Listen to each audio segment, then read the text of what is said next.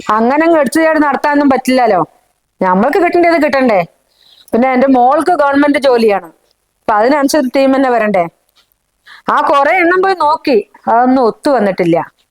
അവസാനം പയ്യോളിയൊരു ടീം പറഞ്ഞിട്ടുണ്ട്, അത് പോയി നോക്കിയിട്ട് വന്നതാ. അവര് 110 തരാന്നാ പറഞ്ഞ്. ഞങ്ങളുടെ ഡിമാൻഡ് 130. ആ നോക്കട്ടെ. ആ ശരിയെന്നാ, ശരി ശരി. എന്താമ്മേ, പയ്യോളിയിൽ ടീം വിളിച്ചിട്ടുണ്ടായിരുന്നോ? ആ മോളെ, രാവിലെ അവര് വിളിച്ചിട്ടുണ്ടായിരുന്നു.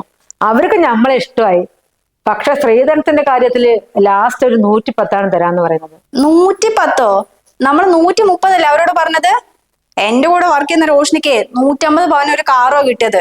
എന്തായാലും 130 കുറഞ്ഞുള്ള കളി വേണ്ടമ്മേ. നോക്കട്ടെ മോളെ, അവര് ചിലപ്പോ ഒരു 120 വരെ തരാൻ ചാൻസ് ഉണ്ട്. ഇനി നീട്ടിക്കൊണ്ടുപോയാലേ ചിലപ്പോ നല്ല ചെക്കന്മാരെ കിട്ടാൻ ബുദ്ധിമുട്ടായിരിക്കും. നിനക്കിപ്പോ 28 വയസ്സ് കഴിഞ്ഞില്ലേ? 28 ഒരു വയസ്സല്ലമ്മേ, കാലം മാറി. അതും പറഞ്ഞിട്ടേ അമ്മ അവരോട് കുറയ്ക്കാൻ നിൽക്കണ്ട, 130 ചോദിക്കാൻ നോക്ക്. അങ്ങനെയാണെങ്കിലേ ഞാൻ ബ്രോക്കറെ വിളിച്ചിട്ട് കാര്യം പറയാം. മൂപ്പരാണെങ്കിൽ നേക്കിൽ സംസാരിച്ചിട്ട് കാര്യം സെറ്റാക്കും. എന്നാ അമ്മ ഇന്ന് തന്നെ അയാളൊന്ന് വിളിക്കാൻ നോക്ക്. കമ്മീഷൻ വേണമെങ്കിൽ കുറച്ച് കൂട്ടി കൊടുക്ക, കാര്യങ്ങളൊക്കെ വേഗം നടക്കട്ടെ. അത് ഞാൻ ഇറങ്ങട്ടെ, എനിക്ക് സമയമായി. എന്നാ ശരി മോളെ, മോൾ ഇറങ്ങാൻ നോക്കിക്കോ. ഈ കാര്യം ഞാൻ നോക്കിക്കോളാം.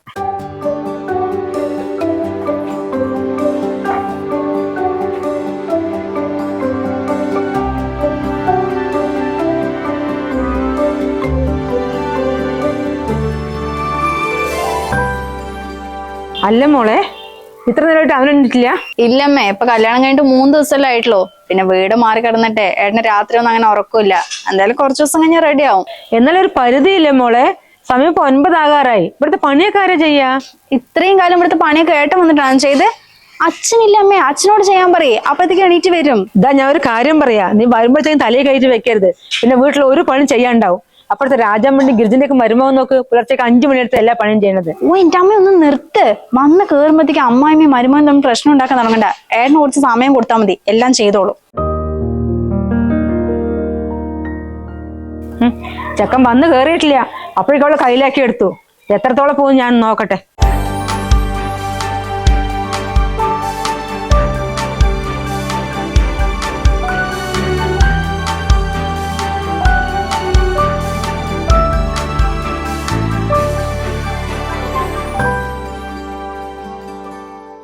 അതെ, ഞാൻ ഒരു കാര്യം പറയാ.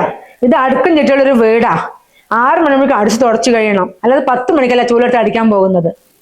അതാ എനിക്ക് രാത്രി മര്യാദക്ക് ഉറക്കം കിട്ടുന്നില്ല, പിന്നെ തലവേദനയുണ്ട്, അതുകൊണ്ടാ. ഇന്നത്തെ 3 ദിവസം തലവേദനയാ?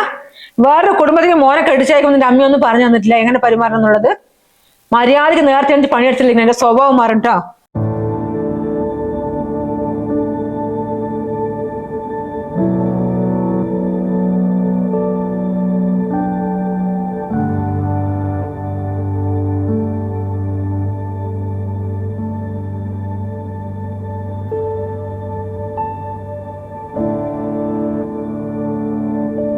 ഇതെന്താ ഇവിടെ വന്ന് നിക്കുന്നെ?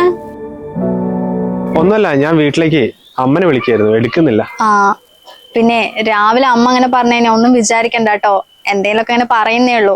ആളൊരു പാവാ. അതൊന്നും കുഴപ്പമില്ല. പിന്നെ ലീവ് കുറച്ച് ദിവസം കൂടി ഉണ്ടോ? ഇല്ല, അടുത്ത തിങ്കളാഴ്ച മുതൽ ജോലിക്ക് കയറണം. പിന്നെ അടുത്ത മാസം അടുപ്പിച്ചൊരു 3 ദിവസം ലീവ് കിട്ടുന്നുണ്ട്. അപ്പൊ നമുക്ക് എവിടെയെങ്കിലും ട്രിപ്പ് പോവാട്ടോ. ആയിക്കോട്ടെ.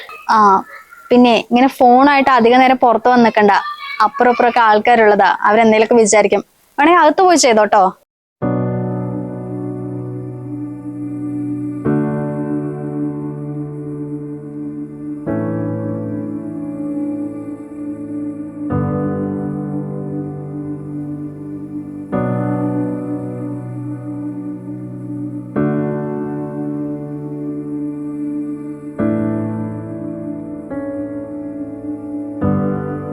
അല്ല, ഇതുവരെയായിട്ട് എന്റെ വൈറ്റ് ടോപ്പ് അയൺ ചെയ്ത് വെച്ചില്ല?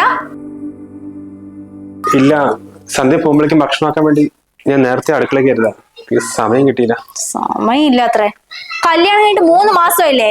ഇന്നേവരായിട്ട് എന്റെ കാര്യങ്ങൾ എന്തെങ്കിലും മര്യാദക്ക് ചെയ്തു തന്നിട്ടുണ്ടോ? അടുക്കളയിൽ നേരത്തെ കയറി അത്രേ. എന്നാ വായി വെക്കുന്ന എന്തെങ്കിലും ഒന്ന് ഇത്രയും ദിവസമായിട്ട് ഉണ്ടാക്കി തന്നിട്ടുണ്ടോ? അതൊക്കെ രാവിലെ തന്നെ ഓരോന്ന് പറയിപ്പിക്കാനായിട്ട്.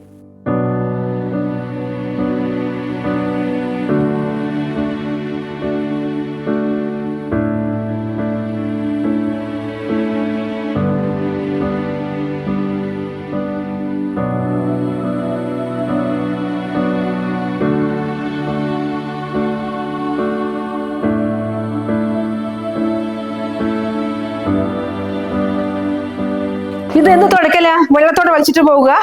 ആൾക്കാർ വീഴില്ലേ? പിഴിഞ്ഞു തുടക്കി. വേണ വേണ്ടി പണിട്ടുണ്ട് കേട്ടോ, പറഞ്ഞില്ലെന്ന് വേണ്ട.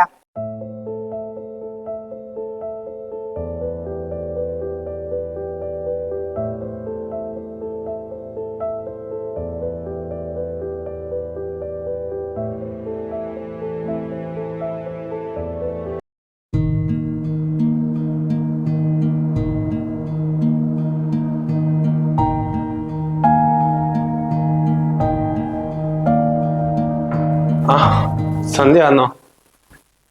അതെ, നമുക്കൊന്ന് പുറത്തു പോയാലോ? കൊറേ ആയല്ലോ പോയിട്ട്. പുറത്ത് പോവേ? നിങ്ങക്ക് തലയ്ക്ക് വല്ല പ്രശ്നമുണ്ടോ? വന്ന് കേറിയിട്ടില്ല, അല്ലെങ്കിൽ തന്നെ വർക്ക് പ്രഷറായിട്ട് തല പൊട്ടി തെറിക്കുക. ഒരു ചായ എടുത്ത വേഗം.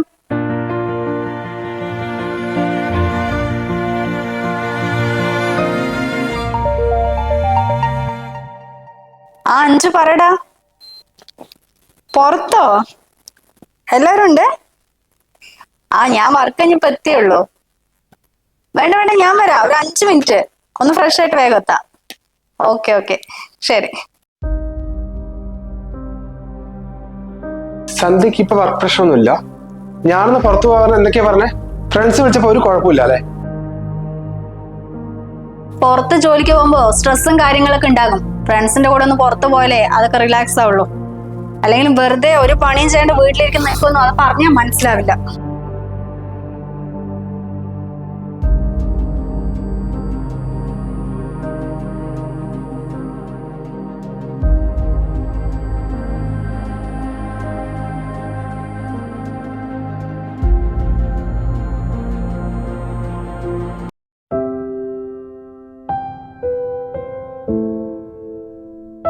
സന്ധ്യ, എന്താ? അതെ, ഞാനൊന്ന് വീട്ടിൽ പോയിക്കോട്ടെ. വീട്ടിൽ പോവാനോ? 4 മാസം മുമ്പല്ലേ പോയിട്ട് വന്നത്? കുറച്ച് കഴിഞ്ഞിട്ടൊക്കെ പോയാ മതി.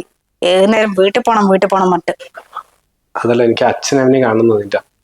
2 ദിവസം ഇരുന്നിട്ട് വേഗം വരാം. വലിയ ശല്യായല്ലോ. ഒരു കാര്യം ചെയ്യ്, അമ്മന്റെ അടുത്ത് പോയി ചോദിക്ക്. അമ്മ സമ്മതിക്കാണെങ്കിൽ പോയിക്കോ.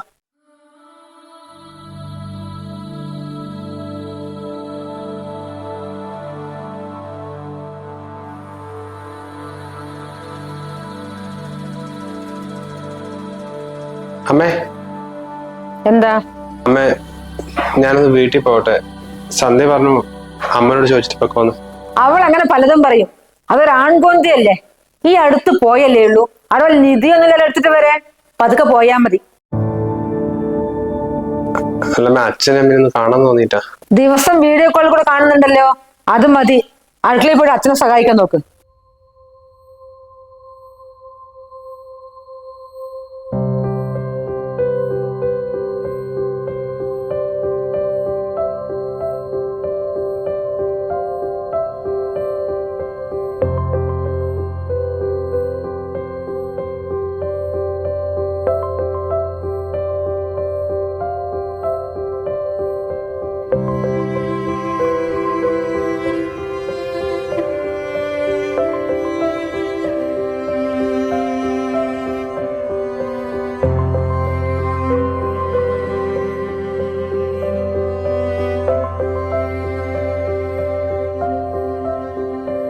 അല്ലേ, ഇതെന്താ ഒരു പണിയും ചെയ്യാണ്ട് വെറുതെ TV ഇങ്ങോട്ട് സൂക്ഷിച്ചിരിക്കാൻ വന്നതാ നീ?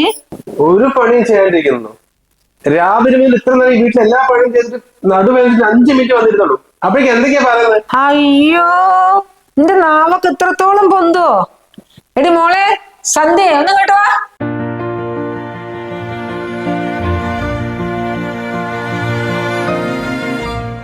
എന്താ അമ്മേ, എന്താ പ്രശ്നം? നിന്റെ ഭർത്താവ് എന്നോട് ധിക്കരിക്കാൻ തുടങ്ങിയിരിക്കുന്നു.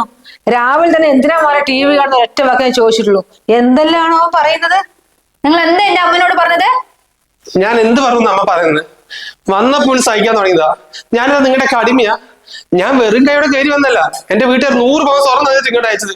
അത് പറഞ്ഞിട്ട് ഇവിടുത്തെ എല്ലാ പണിയും ചെയ്ത് നിങ്ങളുടെ എല്ലാവരുടെ കാര്യം നോക്കണം. എന്നിട്ട് 5 മിനിറ്റ് ഇരുന്നപ്പോ അമ്മ എന്തൊക്കെയാ പറഞ്ഞത്? മടുത്തു, ഞാൻ പോവാ, ഇനി ഒരു നിമിഷം പോലും ഉണ്ടാക്കില്ല, ഞാൻ എനിക്ക് ഡിവോഴ്സ് ആണ്. രാവിലെ എന്ത് പിച്ചുമ്പയാ പറയുന്നത്?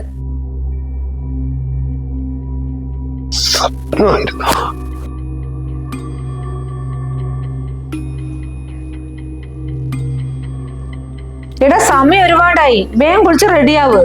അളിയനും പെങ്ങളും ഇപ്പൊ വരും. പിന്നെ നമ്മൾ പറഞ്ഞ റേറ്റിന് ഒക്കുകയാണെങ്കിൽ കച്ചവടം ഇന്ന് തന്നെ ഉറപ്പിക്കാം. എന്ത്?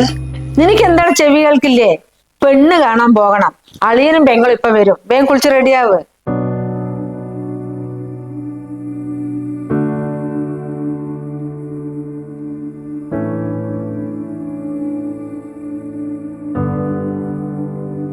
പണ്ടൊക്കെ നമ്മൾ മുത്തശ്ശി കഥകളിൽ കേട്ടിട്ടുണ്ട്. അതായത് വ്യാപാര ചന്തകളിൽ ചെന്നിട്ട് അടിമകളെ വിലയ്ക്ക് വാങ്ങുന്നൊരു ഏർപ്പാട്. സത്യം പറഞ്ഞാൽ നമ്മുടെ നാട്ടിലെ കല്യാണം ഏകദേശം അതേപോലെ തന്നെയാണ്. അതിൽ ചെറിയൊരു വ്യത്യാസം മാത്രമേ ഉള്ളൂ. പണ്ട് കാലത്തൊക്കെ അടിമകളെ അങ്ങോട്ട് പൈസ കൊടുത്താണ് മേടിക്കാറുള്ളത്. പക്ഷേ ഇവിടെ അടിമകൾ സ്ത്രീധനവും സ്വർണവും എന്ന പേരിൽ ഇങ്ങോട്ട് പൈസ തന്നിട്ടാണ് ഓരോ വീടുകളിലേക്കും വരുന്നത്. അതുമാത്രമല്ല, ഈ വീട്ടിലെ മുഴുവൻ പണിയും ചെയ്യണം, ഭർത്താവിൻ്റെ കാര്യങ്ങൾ നോക്കണം, ഭക്ഷണം ഉണ്ടാക്കണം, ഭർത്താവിൻ്റെ വീട്ടുകാരുടെ കാര്യങ്ങൾ നോക്കണം.